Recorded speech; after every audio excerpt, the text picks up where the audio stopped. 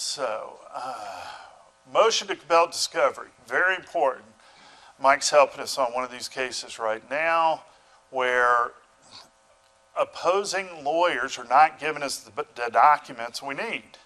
Well, why would an opposing counsel fight us on documents we need for the divorce?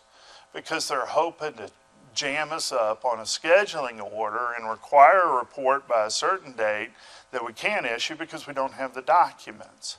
It's not that complicated. Well, you say, well, how can a judge let that go?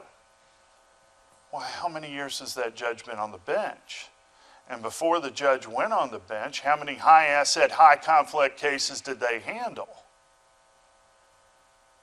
All right, now what I encourage you to do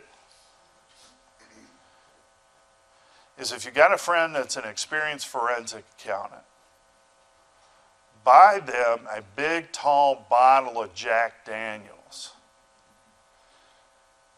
And 2 pops in, ask them, what percentage of lawyers can explain and articulate what a general ledger is? And guess what? Judges are lawyers. One of the forensic accountants in this room testified in Williamson County Chancery Court. And we were able to obtain a $75,000 sanction on discovery. 2 days of testimony explaining why we needed general ledgers and these other documents.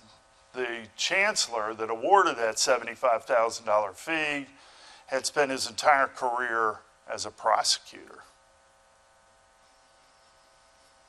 We had to explain it almost to the debit and credit level, and then became a justice of the Supreme Court of Tennessee. All right.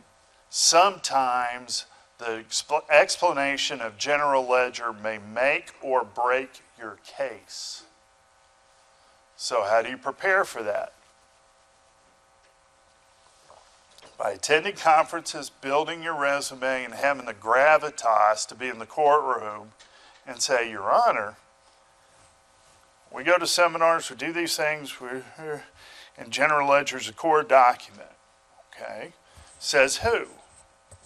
Well, what are some of your reference materials? Your NACVA materials, your AICPA materials. What about my book, published by the ABA, that says we need these documents? One of the tips I've got for you that I think you also need to be able to do is present your lawyers with subpoena exhibits. And we're going to talk about that in a minute. But what documents do you need to form your opinion? If you don't have your forms file perfect, ready to handle any lawyer at a given time for a particular common subpoena, and the number of subpoenas aren't that much. There are an infinite number of subpoena recipients, but there's not that many number of subpoenas to issue. For example, bank accounts. Send it to a bank. We're also looking for the personal financial statement.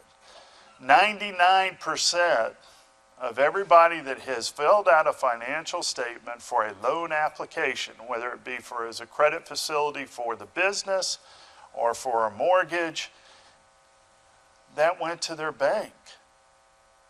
Well, how do you know what bank it is? Well, your client, the outspouse, probably banks there as well. I do 100% of my banking with Regions. They get my personal financial statement.